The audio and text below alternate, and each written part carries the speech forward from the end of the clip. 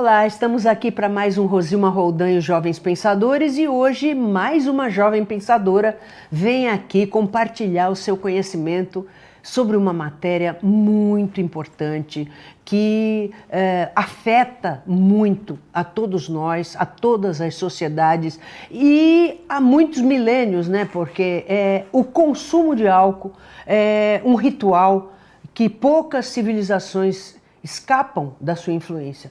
Mas há muito pouco tempo se sabe que o alcoolismo pode se tornar uma doença. E como é que a gente vai saber? Porque é só depois de experimentar a primeira vez que a pessoa sabe se realmente ela pode desenvolver essa dependência mórbida do álcool. Até que ponto a gente pode consumir o álcool socialmente e até que ponto a gente pode ser a vítima, uma das vítimas desse alcoolismo crônico, que é uma doença que devasta tantos lares. Nós estávamos conversando aqui antes de começar o programa, devasta lares, destrói a personalidade da pessoa que consome e a família também fica marcada e muitas vezes a preocupação maior é mais com não a prevenção, mas quando já está instalado o mal. E para falar disso, eu trouxe para vocês aqui a doutora, né, recém-doutora, acabou de defender a sua tese de doutorado, que é a minha querida amiga, que eu aprendi a admirar profundamente, a Ana Carla Vasques Toledo, que acabou de defender a sua tese, que é exatamente sobre o consumo irresponsável do álcool. E o que as instituições internacionais, as entidades, os organismos podem fazer a respeito. Então eu vou passar para ela, que ela vai falar aqui sobre o trabalho dela, que é um trabalho magnífico, que é justamente como interferir e principalmente como atuar na prevenção. Boa tarde, Ana, um prazer enorme estar aqui com você.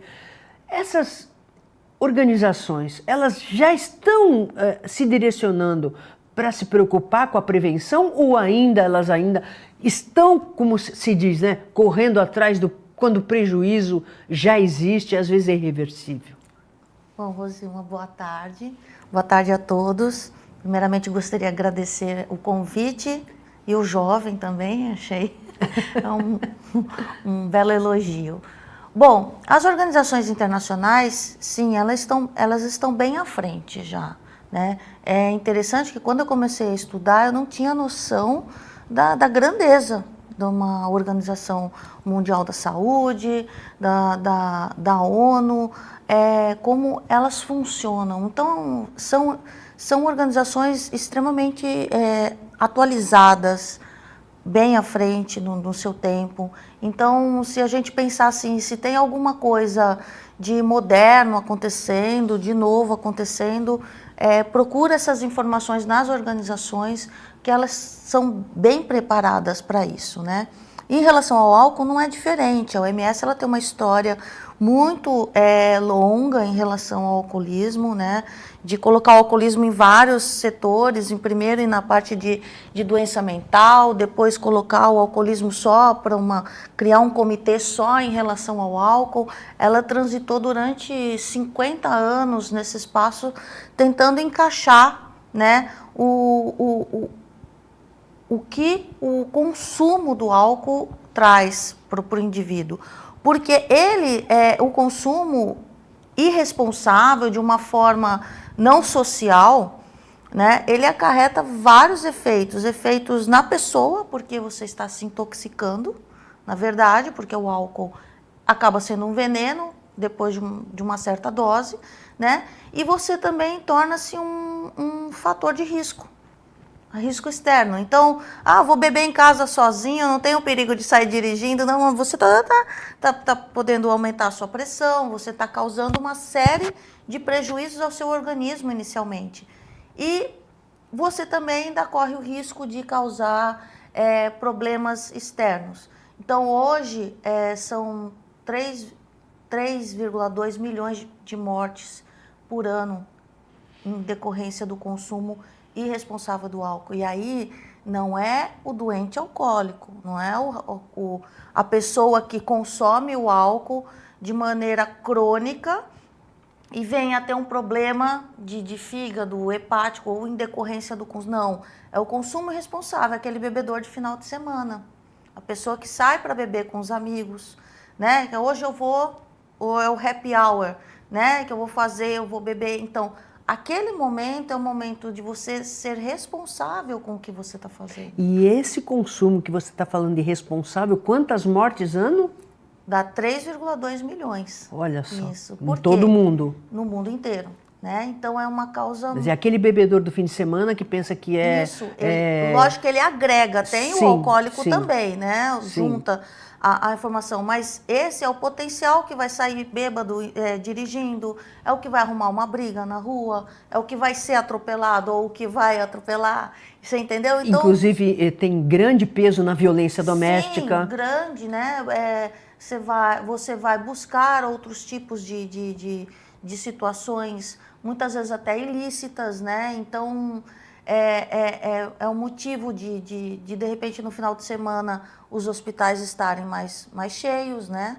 É motivo de você ter tanto pedido de aposentadoria por invalidez, de repente. Então, você começa a acumular. Quer dizer, onera todo o sistema de saúde. Todo o sistema de saúde. Sistema previdenciário. Social, todo, né? Quer dizer, então, é um ônus muito grande para o Estado, sim, né? Sim, acaba sendo uma contrapartida muito pesada para o Estado. E aí, o que o Estado pode fazer com isso? Né? Então, a gente tem situações bombeiros, nós temos ótimos serviços da CAPES, AD, que hoje chama, onde são pessoas especializadas, só que você não tem hoje o alcoolista puro, aquele que apenas ingere o álcool, você tem outras drogas ilícitas associadas, né? Então, o álcool é lícito.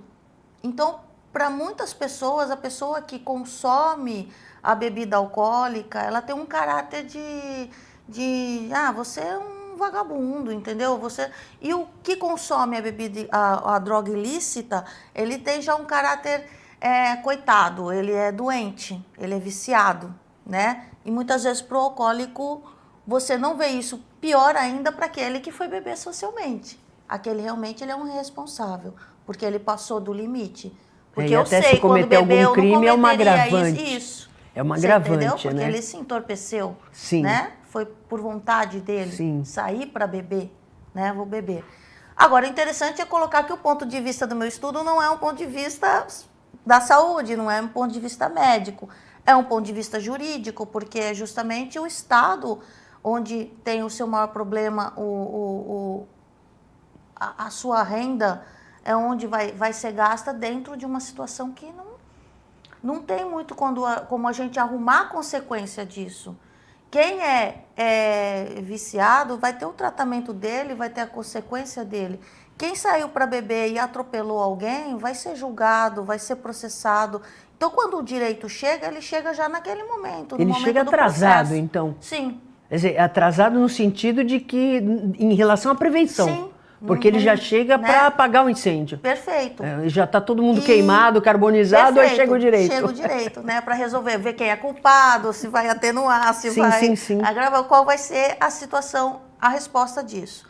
E aí, diante dessa inquietação toda, fazendo uma pesquisa na OMS, eu descobri que realmente ela tem 10 dicas, né? 10 resoluções, diretrizes que eles colocam, princípios, onde você pode mitigar essa consequência, ou seja, então, prevenir. Então, olha só como é importante se você causar prevenção, eu não vou acabar não estou aqui para dizer, olha, não consuma álcool, você entendeu? Eu estou aqui para dizer o quê? Olha, tem formas, e o Estado, ele pode também alavancar tudo isso, né? Então, colocar com que todos os estados conversem, porque às vezes você tem num país algo que deu certo, né? Hoje nós estamos vivendo uma vida, ela é muito líquida, né? As pessoas, sim, né? se transforma muito rapidamente. Muito rápido, então não tem solução para esse problema. Além de tudo, surgiram outras drogas, porque até eu me lembro quando você apresentou sua tese, que eu tive a honra de assistir, foi foi falado lá que o cigarro diminuiu e aí se discutiu se era campanha ou se não era campanha. Eu sou nesse ponto um pouquinho pessimista. Acho que as campanhas ajudaram bastante, eu acho que a campanha contra o álcool não é tão efetiva, mesmo porque o cigarro hoje você tem que ir lá para o meio da rua para fumar e o álcool não, porque o álcool é fonte de renda de vários estabelecimentos comerciais, então tem essa diferença. Mas eu acho também, sabe, Ana, que o cigarro ele foi batido por drogas mais potentes. O cigarro não dá o prazer que outras drogas mais potentes, que antigamente não eram rota, o Brasil não era a rota dessas drogas, então era só o cigarro, e hoje é. Então hoje se combina o álcool com outras drogas, porque o álcool potencializa muitas vezes o efeito das outras drogas, e hoje o cigarro ficou esquecido. E com tanto patrulhamento em cima do cigarro, né, eu acho que ele ficou... Eu acho que houve uma conscientização. Talvez os danos que o cigarro acarreta podem ser... eu não digo que o prejuízo é maior. Eu acredito que o índice dentro da OMS câncer, era maior, sinceramente.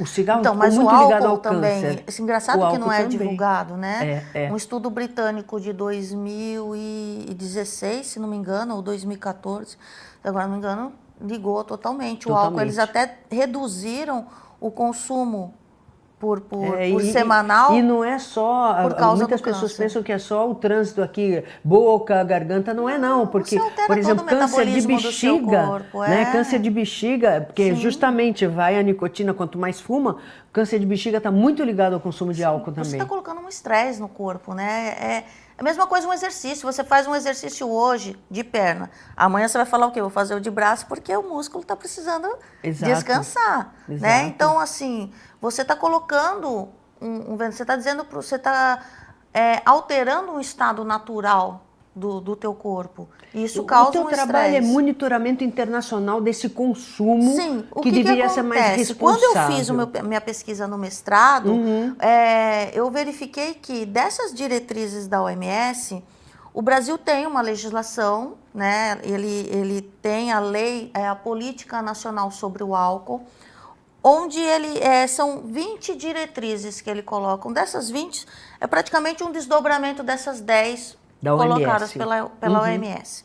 Então tem, né? Então, como nós somos da parte do direito, tem que ver, você pode, porque uma decisão de uma organização internacional tem que ser utilizada, o seu país tem que acatar o que uma organização internacional decidiu.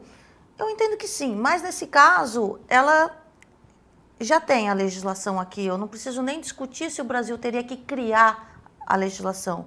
Eu descobri que tinha. Só que aí eu descobri o quê? Que não era aplicado. Então nós temos, infelizmente, história, né? No nosso país, somos aquela avançados situação... em fazer leis, mas somos atrasados em aplicá-las. Mas a lei não é efetiva, né? Não é efetiva por quê também? De uma maneira muito simples, porque não caiu na conscientização popular. Então, o triângulo lá do Reale, ele fala, né, validade, norma, sim. né? Fato, então, valor e norma. Fato, valor e norma. Então, você tem o fato, você tem o valor, né? Você tem o você fato tem e a norma, norma, mas o valor não existe para o cidadão, porque não tem naquele momento a sociedade não deu valor nenhum àquela norma e àquele fato. Perfeito. Então, quando você vai colocar o cinto de segurança hoje, é porque você criou uma conscientização que se eu não colocar, a multa vai ser cara. Exato. Então, hoje é automático, eu acredito que para todo mundo... Não é que você está preocupada que você vai sofrer o acidente e se machucar. Você não está pensando, você está preocupada assim, na punição. Porque num primeiro momento, para criar o reflexo condicionado, vamos dizer assim, tem que ter a punição. Sim. Dizer E assim, aí nossa, talvez a multa é muito hoje cara, você então... entra e não consegue nem sentar num lugar sem colocar o cinto. Não consegue mais, porque você já desmanchou aquela cultura. Mesma coisa o capacete, como era difícil as pessoas usarem capacete. E mesma coisa em relação ao álcool. O que funcionava era não dirigir embriagado. Por quê? Porque tinha blitz, porque, é sério, quando a blitz afrouxa, aumenta o número de acidentes, né? Exatamente. Quando aperta, dá uma segurada no número de acidentes. Então, se você fizer essa fiscalização, era a única diretriz que funcionava quando eu defendi o mestrado em 2014, era basicamente essa. Hoje nós temos outras, teve uma evolução, né? Porque as coisas no Brasil também, elas E eu acho vêm... também, sabe, Ana, em relação ao que você está falando de cultura, né? Eu me lembro, quando eu era pequena, era muito comum as crianças irem junto com os pais lá experimentar vinho, né? Nesses lugares que fabricam vinho. O pai mandava você comprar cerveja, né? Não, Vai e aqui, nunca vai comprar... havia preocupação da criança não experimentar. Muito pelo contrário, a gente tomava... Era muito comum, minha avó tinha um sítio em São Roque, que é terra de vinho, e fazia sangria, a gente tomava como se fosse suco de uva, tinha álcool. Certo. Os próprios remédios, biotônico, Fontoura, Sim, tinham álcool, tinha, os isso. xaropes. Então, hoje você não encontra mais. Hoje não. Hoje você há encontra informação muito grande em relação a isso. Então, há uma evolução, eu não posso dizer que não existe há dúvida essa que evolução, há realmente. né? Agora, a propaganda é um problema ainda. Nós temos, né, a venda, o acesso. Como é que você vai colocar a bebida no supermercado e na promoção, né? Aí você coloca uma bebida a 90 centavos ou a R$1, o jovem tem acesso. E não é um jovem de menor de 18 anos porque é proibido, mas é o acima de 18 anos. Mas a propaganda está lá, né? Porque a condição financeira dele é menor do que a de um adulto. Quantas vezes eu saía, a gente ia para balada, então eu tinha que dividir o dinheiro, tomava cerveja num lugar mais barato para chegar no local, né, já de uma certa forma embriagado, porque lá no local eu não tinha condições de pagar, ou eu ia pagar a gasolina do carro, ou o estacionamento do lugar, ou a bebida. Sim, né? exato. Então tinha que todo mundo dividir. Às vezes você pegava uma latinha, todo mundo bebia um pouquinho, né? Por quê? Porque o jovem não tem condição financeira. Não. Então como é que você coloca uma promoção, né? Não vou dizer aqui marcas, mas tem uma marca que o consumo é como se fosse um suco e, na verdade, é um absurdo. Isso mesmo. Né? As pessoas simplesmente... E aí nós estamos falando de jovens de 18 anos, 19... Que ainda não estão com o cérebro amadurecido, né? E atrapalha o toda. córtex pré-frontal ainda não está... Se nós formos entrar na área médica, a situação é gravíssima. É gravíssima. Mas vamos entrar na área jurídica. Que há também a parte genética da dependência, que não são todos que têm. Eu não gosto muito de entrar nessa área, até porque assim, eu sei que tem algumas pesquisas sendo feitas que não é o gene quem fala muito isso, porque o álcool é um hábito também, é uma fuga. Sim. Porque quando você bebe, você relaxa o seu corpo. É verdade. Muitas coisas. Mas existem pessoas, até em relação a outras drogas, não só em relação ao álcool, que elas experimentam uma vez e ficam viciadas. E outras não, são mais resistentes. Sim. Quer dizer, pode ser vai também, lá saber se você é a pessoa que vai ficar viciada na primeira. Eu já li então é um risco. Li um artigo que falava que isso seria um tipo de uma alergia. Sim, como também a pessoa bebe e nunca mais quer beber. Isso também. Entendeu? Há casos, criou uma aversão ou e pessoas nunca que não mais, bebem, acham ruim o gosto, enfim. Sim, né? então assim, não tem como, não vem Não tabelado tem, não quando tem, você nasce, não que tem. tipo de pessoa você verdade, é, não né? tem, Mas eu acredito que o ambiente pode te fazer virar um dependente, como pode fazer ser até aquela risco necessidade do potencial. adolescente de fazer parte de um grupo, Sim, né? Os seus pares. O cigarro não dava segurança para quando você vai entrar num lugar, para você ser aceito, ser reconhecido. O álcool é mesmo, você tem algo na mão para poder distrair, para poder Onde é que eu vou mudar. pôr minha mão? Opa, peraí, olha aqui. Entendeu? Vou beber, vai relaxar, então vou ficar, né, tranquilo, vou ter um outro foco. Então as organizações internacionais, elas sabem disso. E elas fazem. Como é que funciona o monitoramento internacional? Existe o monitoramento internacional existe para... Eu vou falar todas, porque a maioria que eu pude pesquisar, sim. Toda a convenção, todo o pacto que você faz, as decisões que você trata, que os estados tratam nas assembleias, o monitoramento é um envio de relatório. Então, os estados se obrigam a enviar um relatório periódico, né, de 2 em 2 anos, dependendo de 4 em 4 anos, depende de cada acordo. Envia para os países membros. Envia diretamente para a organização internacional. Olha, sobre esse assunto, nós tomamos essa atitude. Como se fosse uma prestação de contas. É uma prestação de contas. Só que o que eu percebi no estudo, os países não gostam de enviar os relatórios por questões políticas. Óbvio. Eu vou dizer onde eu errei e onde eu acertei. Infelizmente, esse relatório ainda tem, assim, uma visão de julgamento, né? Vai falar, nossa, Brasil, você ainda né? Tá agindo dessa maneira, tem certeza, né? Então, o que eu omito alguns dados e se não tiver uma obrigação, eu simplesmente não encaminho. Eu vou encaminhar para aquele que está me cobrando. E aí eu descobri outra situação, a OMS não cobra. É diferente do Alto Comissariado de Direitos Humanos das Nações Unidas, que foi onde eu tive que provar. Eu falei, por que os países estão enviando o relatório para cá?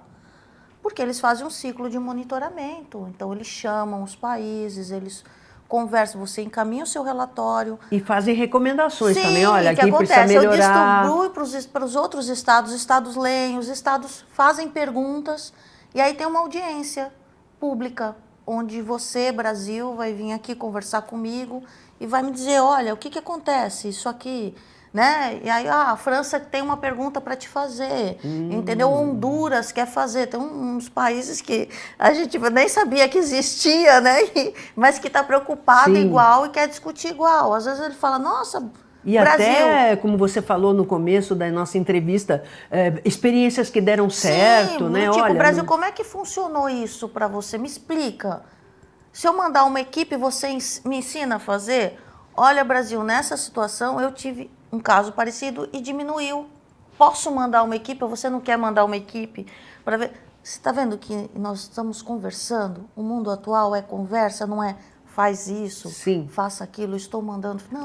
Porque não funciona. Se funcionasse, bastaria a lei, que nós já temos e não é posta em prática. Porque olha a cultura de cada um, olha o histórico de cada um. Nós temos uma cultura de futebol.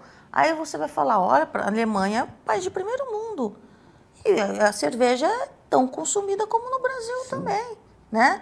Um histórico de futebol, de carnaval, que incide, que incentiva esse tipo, faz parte. Aliás, do eu acho que até marketing. incentiva a irresponsabilidade, né, Ana?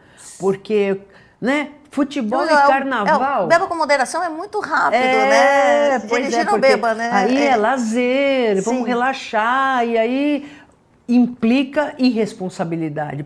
Porque você responder pelos seus atos é muito pesado, né? Então vamos ser irresponsáveis? Carnaval, futebol, e aí entra a história do consumo irresponsável. E o dinheiro, com as a parte consequências. econômica que gira dentro disso, né, Rosima? A gente não pode esquecer. Claro. Né? Porque o que movimenta, acredito eu, o mundo hoje é o comércio. Né? Se nós atrelarmos a responsabilidade para o comércio também, as coisas vão modificar. Claro. E é por isso que eu falo que um outro erro também que eu verifiquei da OMS é ela não chamar o lado econômico para conversar. Porque, na verdade, assim, se você for pensar que o turismo, né, envolvido futebol e carnaval, traz muito dinheiro, mas também você precisa ver que depois e a sequela que fica, que também depois vai tudo para a saúde, que a saúde está estourando, ninguém consegue atender mais ninguém, por quê? Porque a gente não tem o Estado está ganhando, por um lado, com o PIB na hora de vender, mas também está perdendo na hora de pagar ali as despesas. É como se fosse um balde furado que você tenta encher de água e está sempre... Agora, várias soluções foram tentadas, as diretrizes são excelentes, aqui não tenho todas elas de cabeça, mas está no site da OMS, na internet você pode colocar. São diretrizes para o consumo responsável. Para a redução do consumo abusivo de bebida alcoólica. Certo. Então, entrando no site, procurando por esse... redução do consumo, você vai encontrar talvez em espanhol ou em inglês. Mas a política nacional sobre o álcool, no site do Planalto, também você encontra a legislação, né, que é basicamente parecida. Então, a legislação feita e as diretrizes colocadas são muito inteligentes, são simples. Eu estudei um caso de Diadema. Diadema, num período, a época que ela estava como uma das cidades mais violentas do mundo, o índice de violência de Diadema era maior que o estado de São Paulo, né? O que eles fizeram? Eles fizeram uma campanha de fechamento de bares. Então, a partir das 11 horas, encerrava a venda de bebida alcoólica. E só poderia iniciar depois. Eu me lembro disso. Então, diminuiu muito a criminalidade. Tem 12, 14 anos agora essa lei. É um absurdo. E o que se gastou para isso? Não, e houve uma conscientização popular, porque um denunciava o outro. A fecha que está na hora de fechar. Porque né? Isso precisa, né? Porque então, o Estado não pode estar em todos os lugares. Não tem então, se a população não fiscalizar e não fazer valer a lei... Né? Então, você papel começa a perceber, primordial. mas não tem pesquisa que diz que o consumo de álcool está ligado diretamente à violência contra a mulher. Mas em Diadema, onde a violência era muito alta contra a mulher, né? As mulheres eram espancadas pelos... diminuiu sensivelmente. Então, você pode ajudar, não é uma solução. Sim. Tem outras situações que nós temos que trabalhar, né? E quando a gente fala violência mulher, fala criança também. Porque sim, é violência doméstica. Eu peguei não é? especifiquei um caso então você pontual, vê, né? E a criança vai ser o homem de amanhã. Então você vê que você está prejudicando toda a cadeia de conservação da própria sociedade. Está comprometendo tudo. Uma, duas, três gerações. Então vamos supor, não é meio óbvio que dentro de um posto de gasolina, onde as pessoas, em tese, vão para abastecer o carro, você vem na bebida alcoólica? Deveria não haver venda de bebida alcoólica num posto de gasolina. Né? Nas rodoviárias. Se dirigir não beba, tem. Como é que é isso? Isso. Nas rodoviárias não tem, porque os motoristas não podem mais beber. Quer dizer, mas lógico que tem, bebe, porque compra. Tudo bem. A gente sabe, quando os Estados Unidos proibiu a venda do comércio do álcool... Sim, né? Infrator de lei sempre tem, mas cigarro, podendo dificultar é melhor, né? A pessoa vai lá e contrabanda cigarro também. É que nem a história do próprio cigarro. Então, tem que fumar lá no meio da rua. Tem gente que vai, mas que diminuiu bastante, diminuiu. Sim, entendeu? Então, mas o Estado tem que fazer o papel dele. Claro. Né? Se para tudo as pessoas vão arrumar um jeito, é justamente porque ele não faz o papel dele. Claro. Né? Ele está jogando a responsabilidade dele em uma outra situação, né? Numa questão. Então você percebe que existem métodos. E aí a OMS ela não adota esse mesmo ciclo dos direitos humanos. Porque nós também temos problemas em relação aos direitos humanos. O próprio consumo abusivo do álcool, eu vejo como uma violação de direito humano. Claro. Certo? Uhum. Agora, nós temos nossos problemas, nós estamos conversando sobre isso. Claro. Aí, olha, eu sei que não é de bom tom isso. Vou criar uma lei, a lei não ajudou, vou tentar criar uma comissão para ver o que resolve em relação a isso. Um programa de reeducação. Né?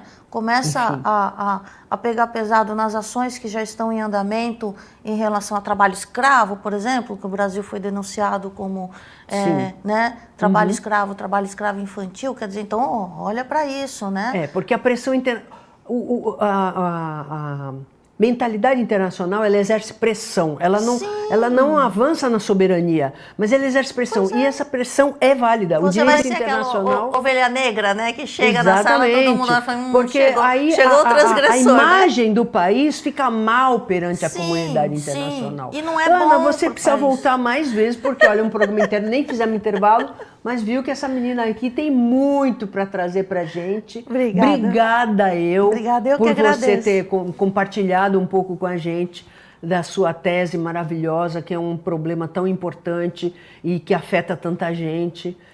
Sua generosidade, né? Você outro dia falou para mim, mais de 3 anos estudando e fazendo. Ao todo foram 5, mestrado e doutorado. Veja né? bem. Então, muito obrigada. Você vai voltar mais vezes, porque a gente tem bastante coisa para compartilhar aí com esses jovens pensadores.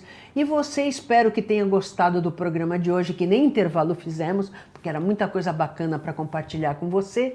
Esperando que você esteja com a gente novamente sábado que vem às 15 horas, com reprise segunda-feira às 17h30, lembrando que pomos tudo no YouTube, no nosso canal Rosilma Roldan, para você assistir e rever quando quiser. Até lá!